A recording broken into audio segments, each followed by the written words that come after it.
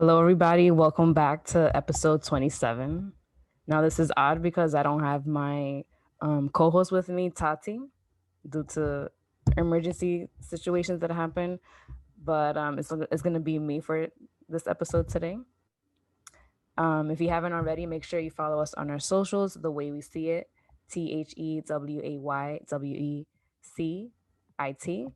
And if you want to look for the link, it can be found on our Instagram and Twitter bio. Also, make sure to check out our YouTube channel. Like we said in our 2 episodes ago, we'll be posting our episodes on YouTube, and our YouTube channel is also The Way We See It. So make sure you like, comment, subscribe if you also want to see the visuals of our episodes. And if you listening to Apple on us on Apple Podcasts, make sure you leave a review and give us 5 stars. And if you have anybody in mind that you want us to collaborate with, or you have any topics you want us to do, don't hesitate to contact us through our website or our socials. Now, in today's episode, we'll be continuing our conversation about medical marijuana. On episode 25, 2 episodes ago, we discussed, Tati and I, the legalization of marijuana. And in that episode, we differentiated the difference between medical marijuana and recreational marijuana. And we also broke down the conflict between the federal law and the state laws, as well as the pros and cons of legalizing recreational marijuana. Now, in this episode, we'll be having a special guest to discuss her medical marijuana business, Mary Medicine. So today we present to you Cynthia Quezada, the CEO and founder of Mary Medicine. Hi, everyone. Thank you so much for inviting me, and thank you for the opportunity of being here to provide you guys with a little more education as to my background in medical marijuana and cannabis therapy, and also just providing me a platform to speak a little more about it. I know a lot of people have a lot of questions about it, and I know it's still a taboo topic, especially in the minority community, in the Latin community, especially. So I'm always here just to provide guidance, education, and of course also to support cannabis therapy in our community. Yeah, so thank you for joining us today. So we're going to be asking you a few questions. You can feel free to ask my opinion on this topic or anything. So first, what influenced you to pursue a career in the medical field? Because you are a nurse, right? Yes. So I've been in the medical field for over 10 years now. I started as an emergency medical technician, and then I worked my way up to become a nurse manager, which I am now. I received my licensed practical nurse, and then I did my RN, and then I continue to move forward to my master's. My sister was a registered nurse. Well, now she's a nurse practitioner, so she kind of like paved the way in order for me to get into the medical field. My one of my aunts is was a registered nurse as well in the Dominican Republic, so she was kind of like our pioneer to start our journey in medicine. So it seems So like that you had way. an influence in your family to enter the medical field. That's great. And how long have you been working as a nurse? Sure. So I've been in medicine for 10 years. I've been a nurse for 8, and I've been a nurse manager for a little over 3 years now. Oh, wow. So you've been in the field for a good minute. Yeah. I'm still young though. So how did you transition to creating Mary Medicine, your business?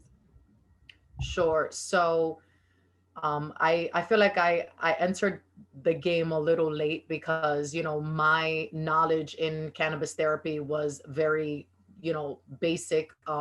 I only knew what I saw in my environment about what it is. I had a really close friend that was actually doing cannabis therapy for sleep and also for anxiety and depression, and he kind of opened up this world as to the different types of strains and the different uses of it and the actual medical compounds of it. And I got really, really interested and really excited on just learning more about what cannabis therapy is. The first thing that I did is I Googled, nursing and cannabis, and I had the opportunity to kind of join the American Cannabis Nurses Association that kind of like officially opened up that door and that wealth of knowledge as to the specific therapies within medicinal and also recreational use for cannabis.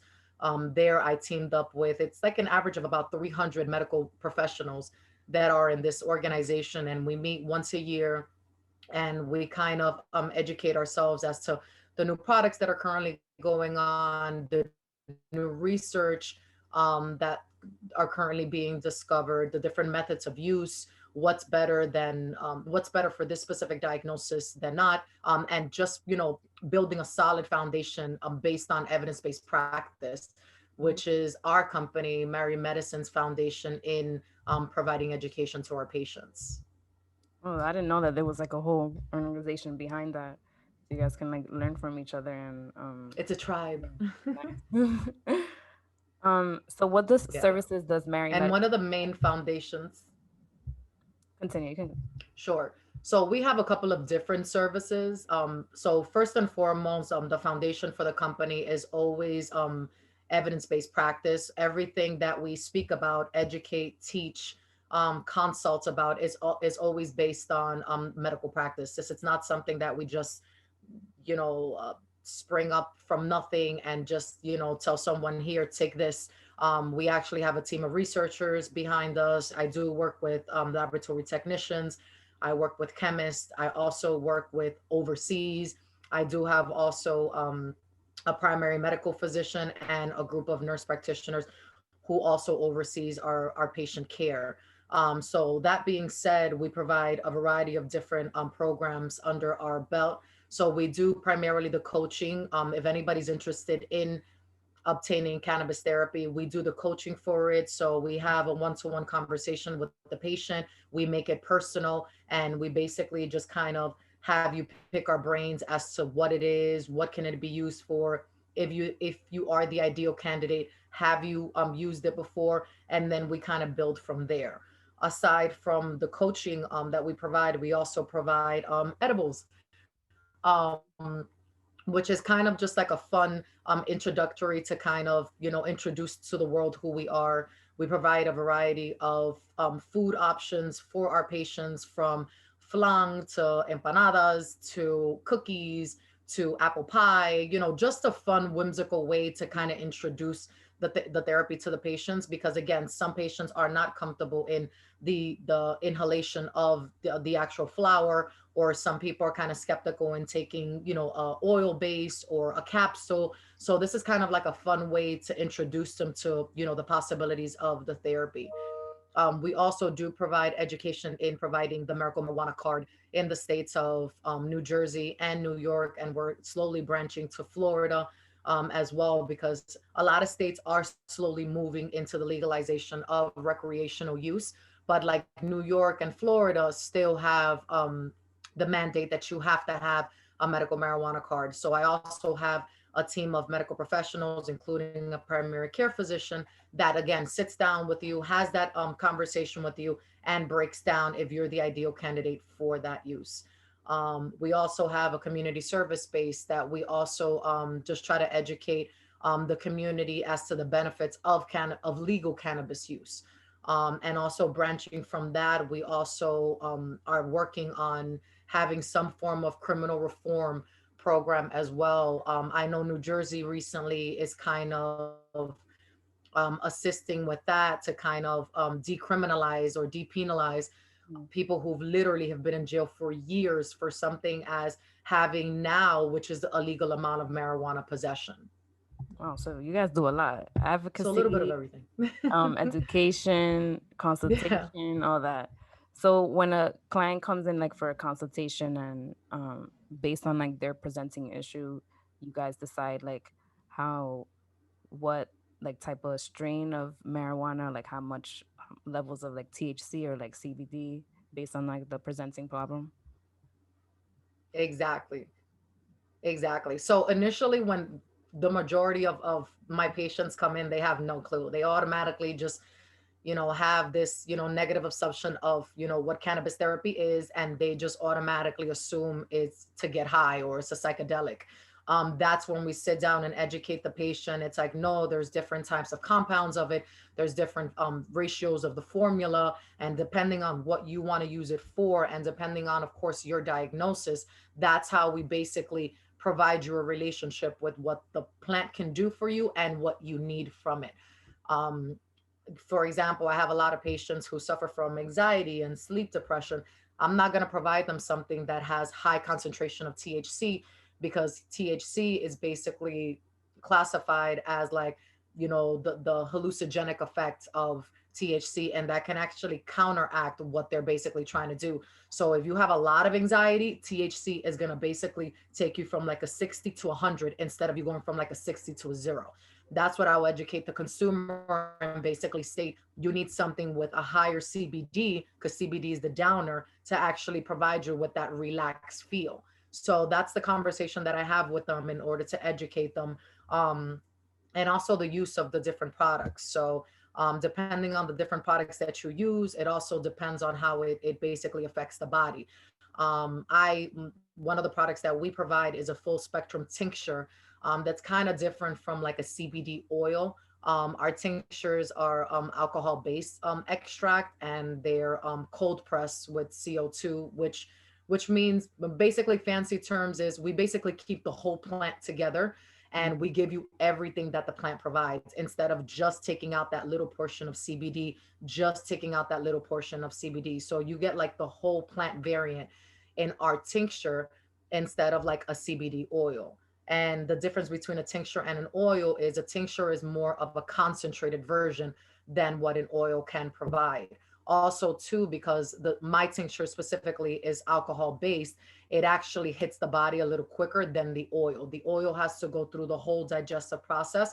The tincture, once you add it on sublingually, it automatically hits your system within minutes. So you don't have to wait an hour, you know what I mean, Mm-hmm. for you to feel the effects of it. For example, like somebody eating a brownie would have to wait an hour, maybe sometimes 3 hours, to kind of get those effects. But Yeah. again, it all depends on what you're looking for. It all depends on what your diagnosis is, and that's the basis on how we basically build on the treatment. Yeah. So during a consultation meeting with a patient, do you ask if they use marijuana recreationally, and does that affect if they use recreationally or and medical marijuana at the same time? Absolutely. And again, it's like I try to make the conversation as comfortable as possible, because a lot of people are, I get it. I was there too. I was, nervous to start this journey myself, or even, to provide research in it. But I have to know if you've done it before, because I'm not, it's basically like, oh, I've taken Tylenol all my life, and you come to me for a Tylenol. That one Tylenol is not going to do anything for you.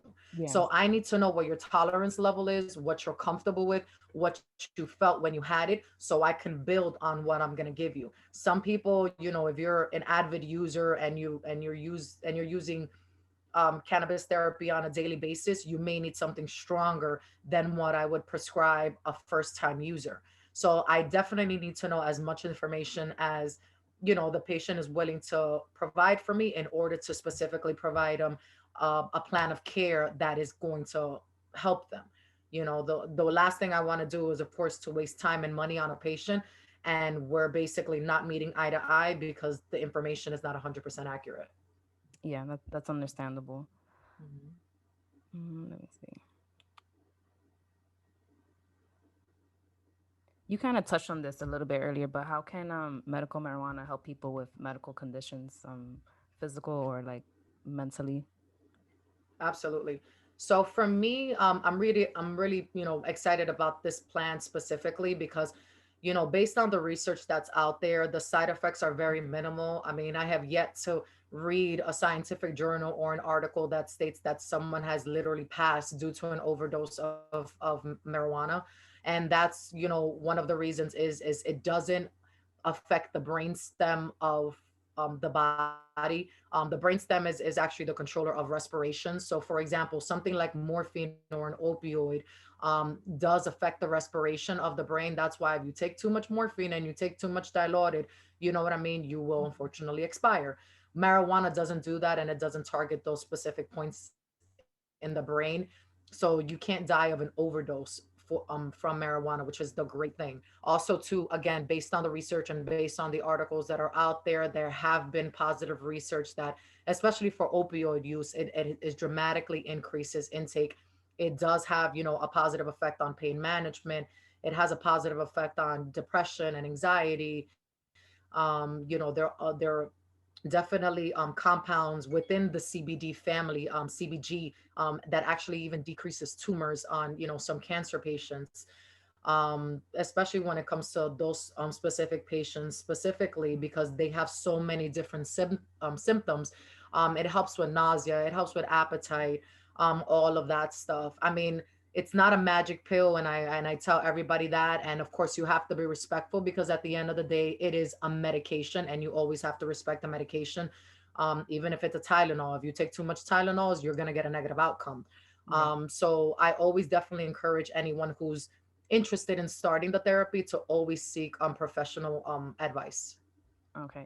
So once the patient, like you identify their presenting problem, like what they're diagnosed with, and know what like what to treat them with, like do they get the medicine online or they go to the pharmacy?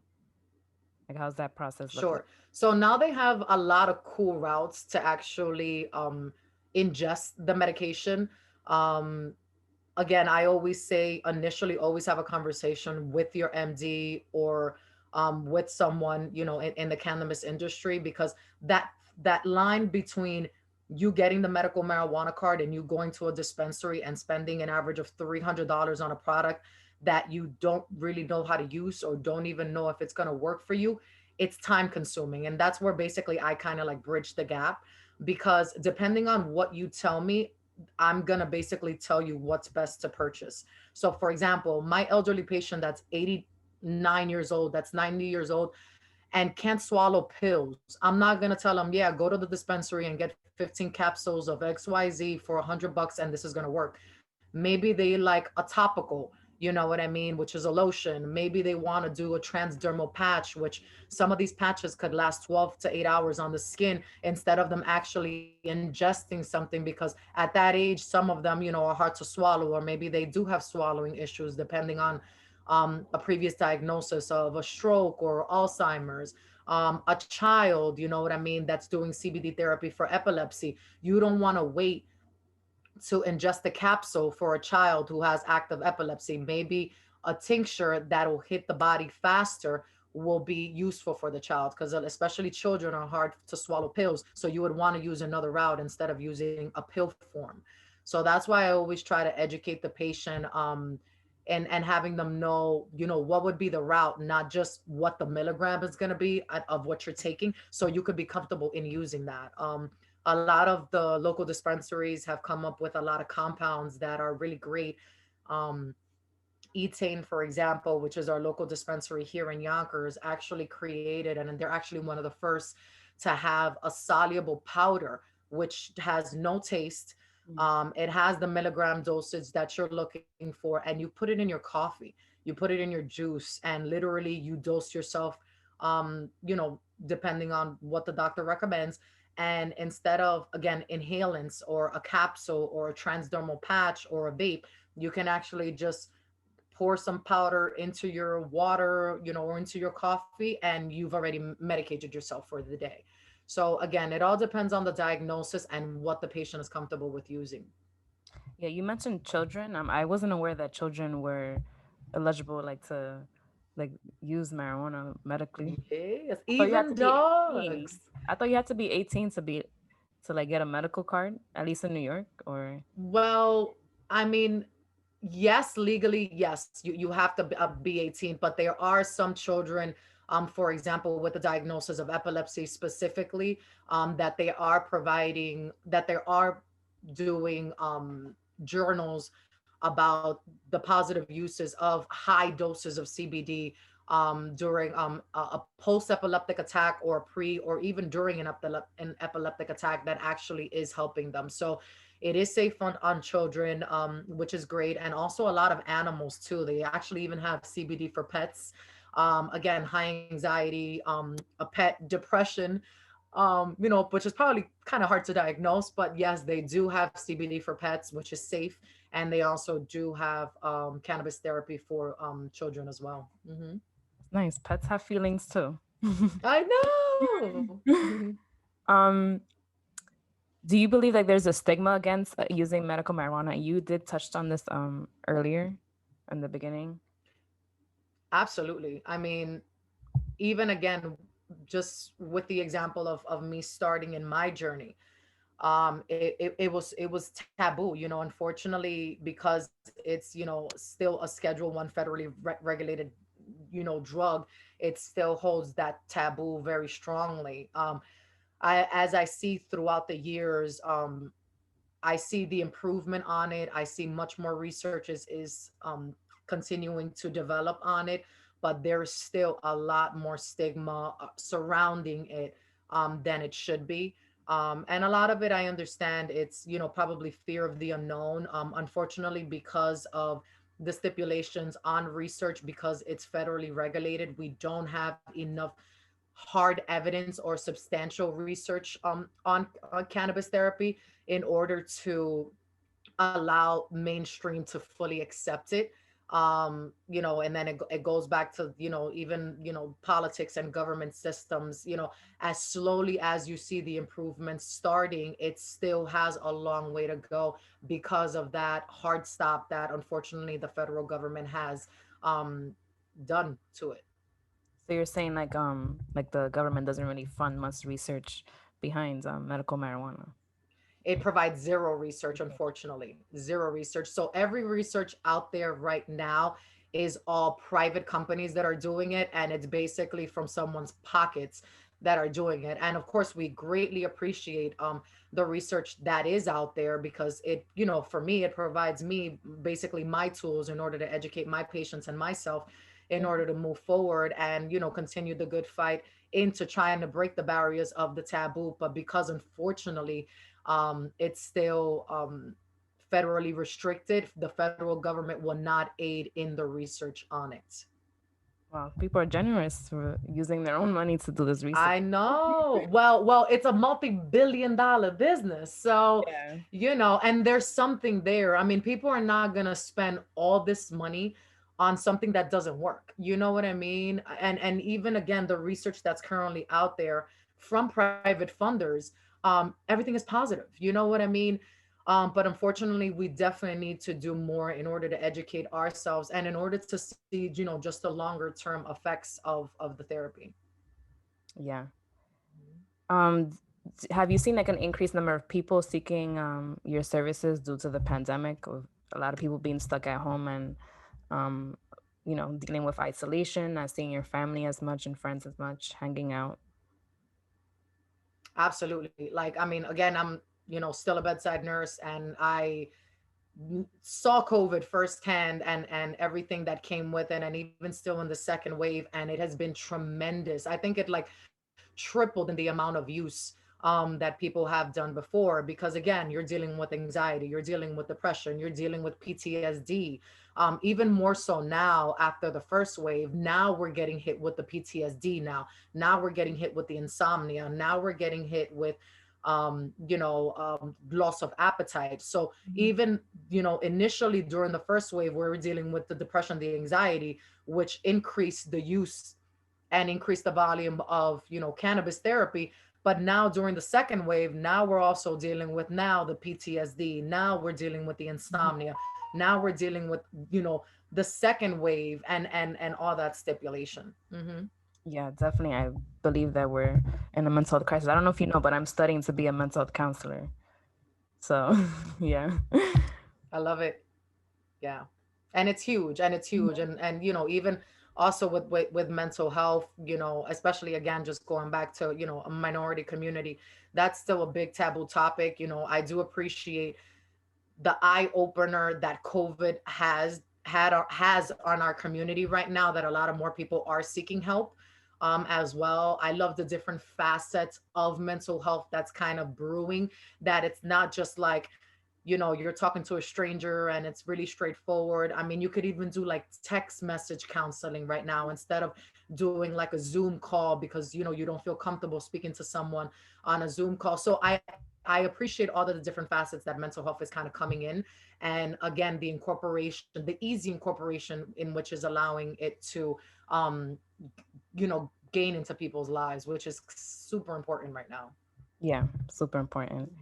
What would you say to a listener? So like most of our listeners are range about 18 to like 22 years old.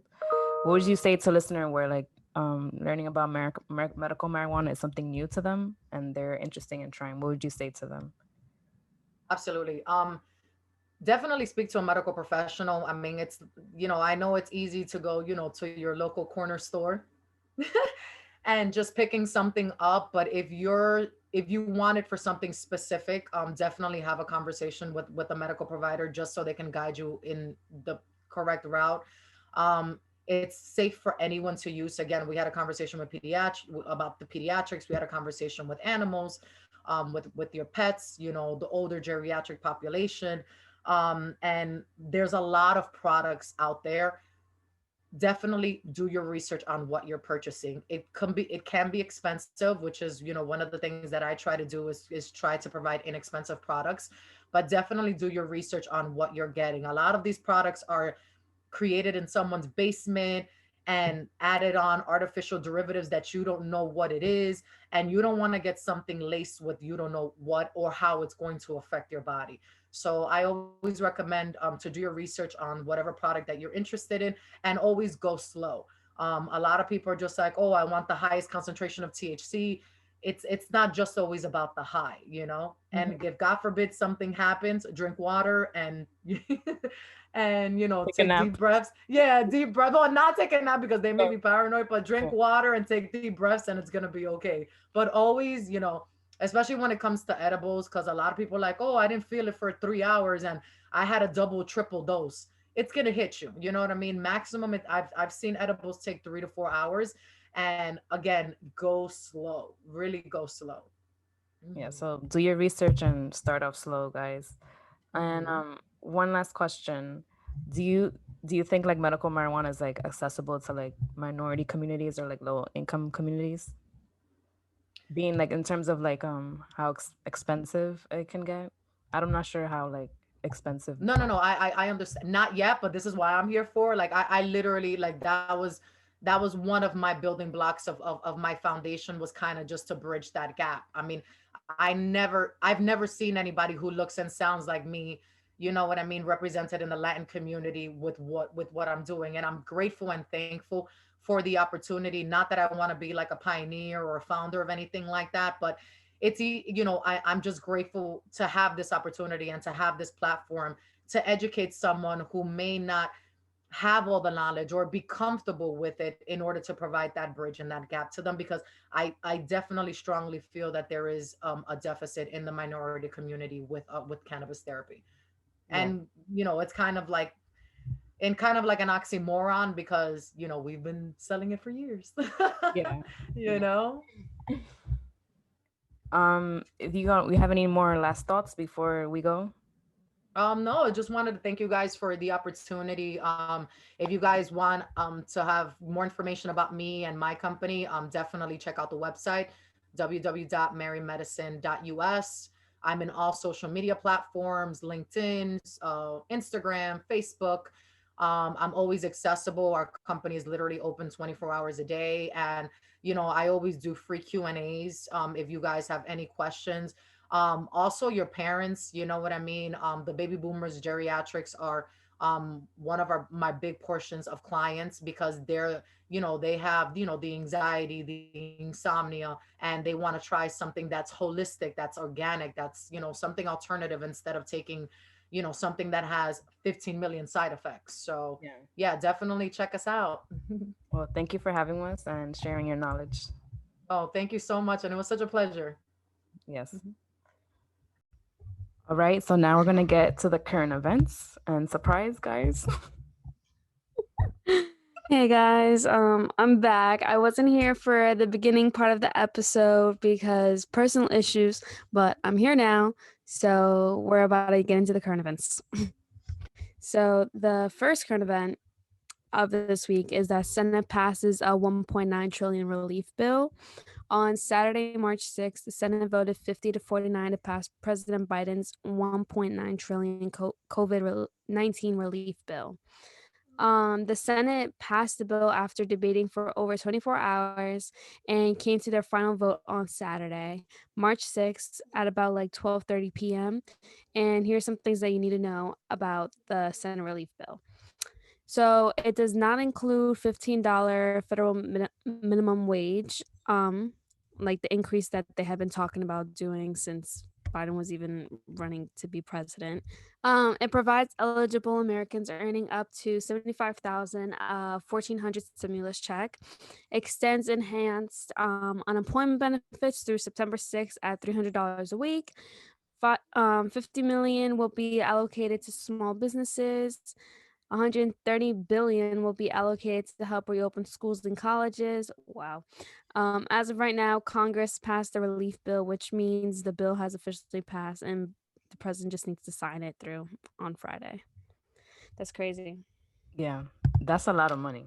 1.9 trillion.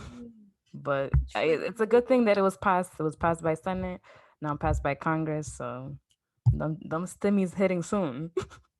Yeah, because fun fact, guys, Congress, for those that don't know, Congress obviously is the one with the most control in the government, believe it or not.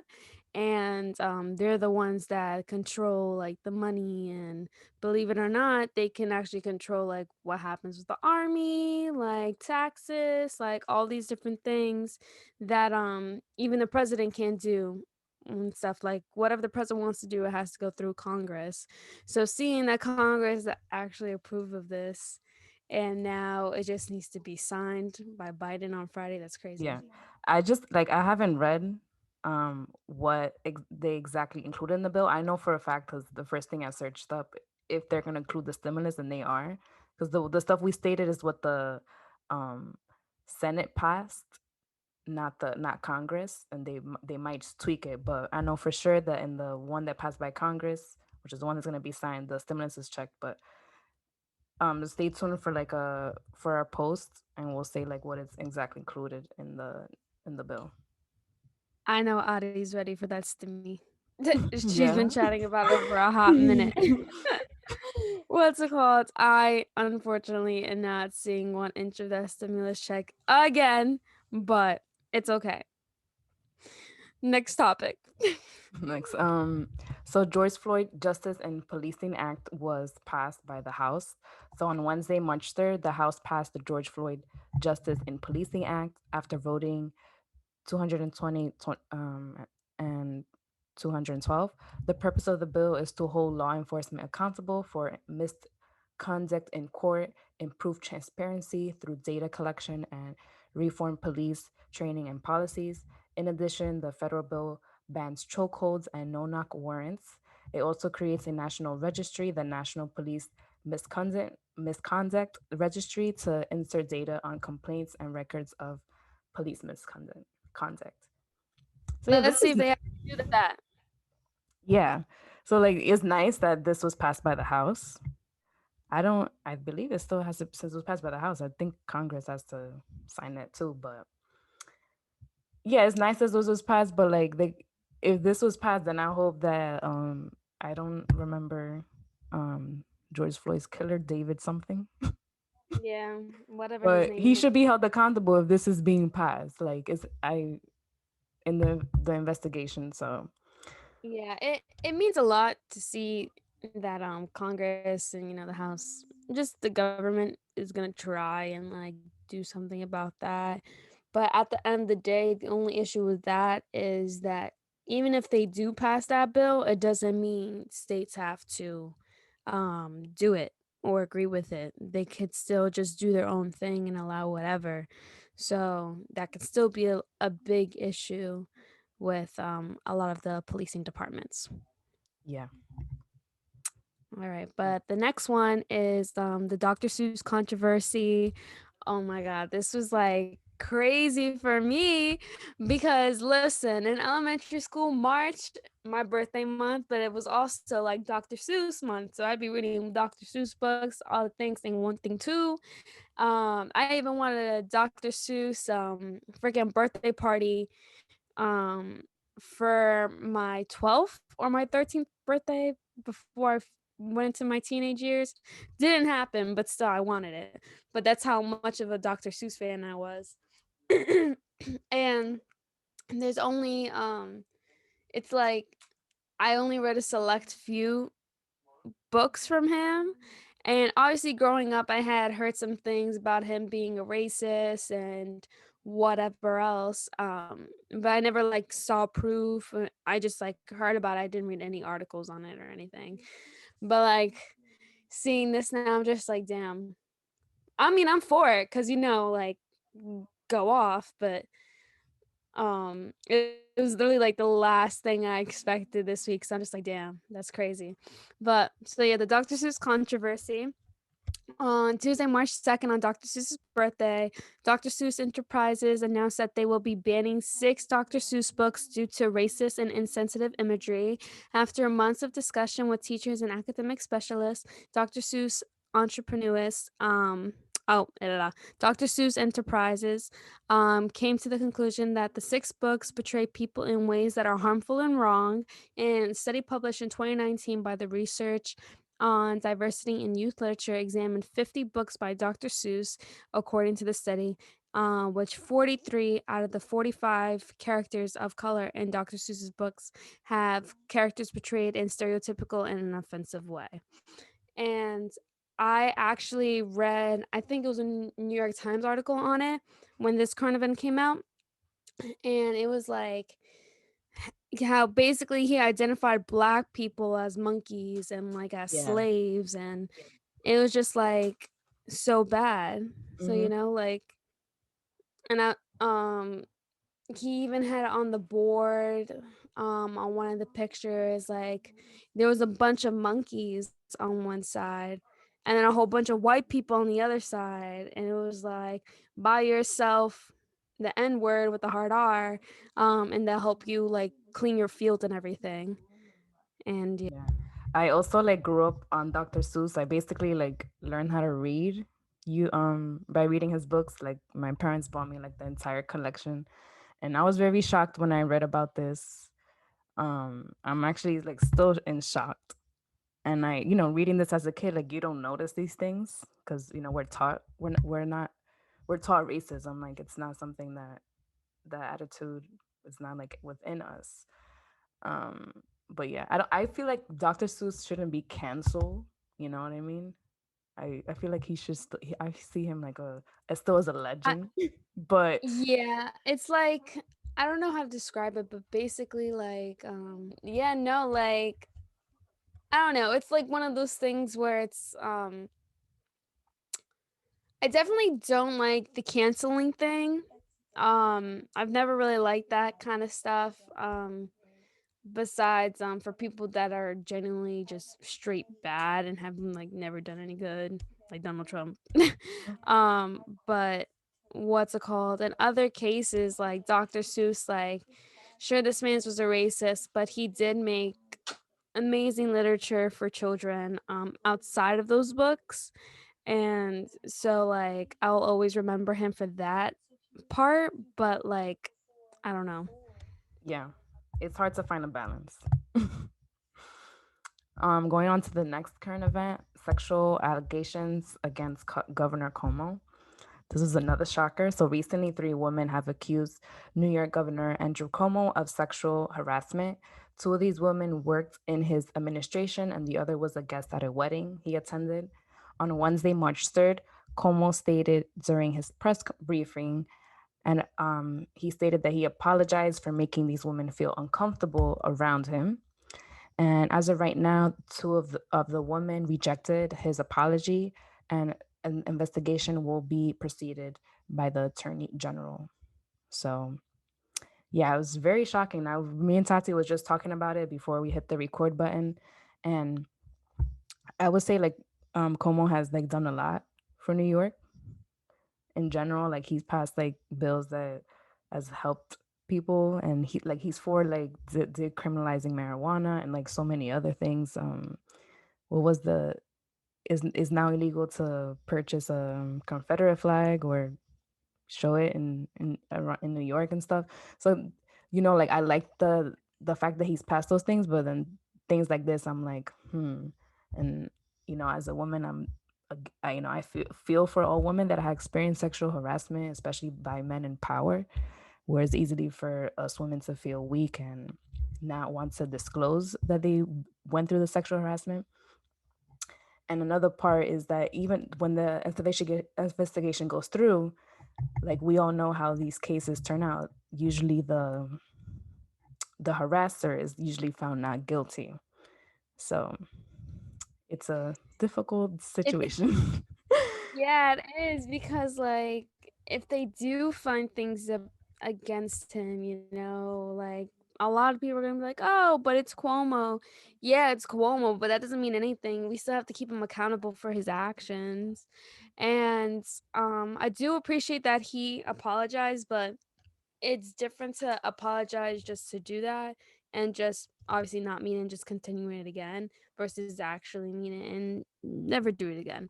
So I really want to know how the interaction between the other two females that don't accept his apology were, um because it must have been that bad to the point where like it's just unforgivable.